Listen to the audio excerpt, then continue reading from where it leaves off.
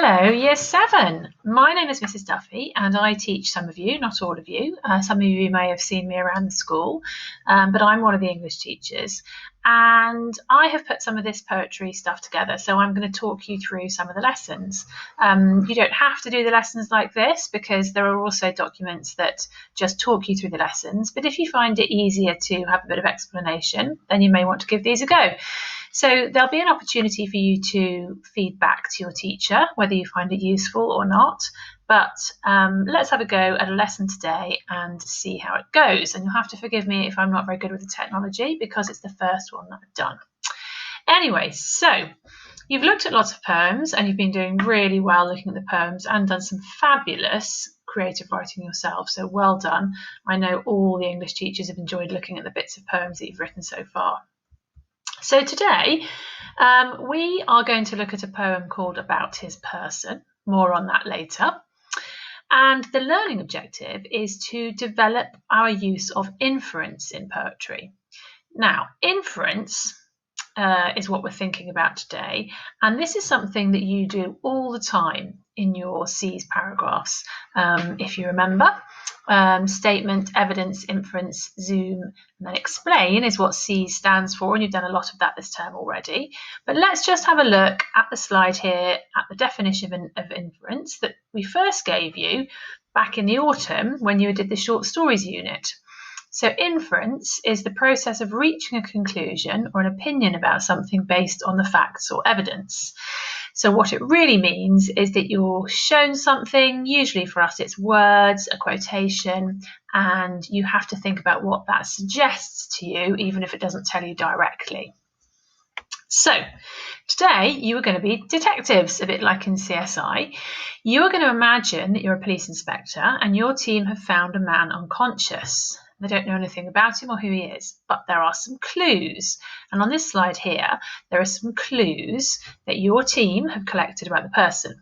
So I'm going to give you a minute to have a look at those. You can just pause this and read through at the things that they have found that the person has with them. Okay, so pause the video and have a quick look at those now.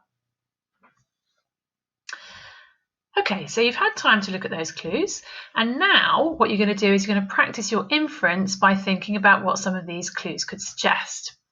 So you need to draw a simple table in your book, or if you want to just write down the number of the clue on one side of your page, and then next to it, what you think that clue, that bit of evidence, might suggest about the man. What is your inference about the man from that clue? So an example is being put in here. It's clue number 3. It's about the letter. And this suggests to me that perhaps the man owed some money to somebody. So he could have lost his job, or he could have been burgled. And he might have been quite worried about the letter because he was carrying it. So that is what I am going to infer from the clue. That is my inference. So what we want you to do is to have a go at least at looking at least three of the clues. Write down the number of the clue and write down what it suggests to you about the man. So if you pause the video and do that now. Okay, well done. So you might be wondering what all this has got to do with poetry. Well, all these ideas about this man come from a poem called About His Person by Simon Armitage. So I'm going to read through the poem for you. And as I read it, I'll read it nice and slowly. If there are some bits that you don't understand, you can pause it and read it yourself and use the green boxes on the left and right hand side, which might explain some of the words. About His Person by Simon Armitage. £50, sorry, let me start again. £5.50 in change exactly, a library card on its date of expiry, a postcard stamped, unwritten but franked, a pocket-sized diary slashed with a pencil from March 24th to the 1st of April, a brace of keys for a mortise lock, an analogue watch, self-winding, stopped, a final demand in his own hand, a rolled-up note of explanation planted there like a spray carnation, but beheaded in his fist, a shopping list, a giveaway photograph stashed in his wallet, a keepsake banked in the heart of a locket, no gold or silver, but crowning one finger, a ring of white unweathered skin.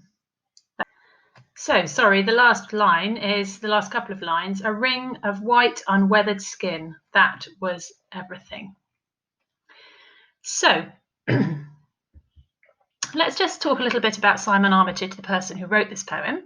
He is the Poet Laureate, which means that he is our official poet of the country. He's our chief poet, and he has to do lots of things for the good of the country to promote poetry.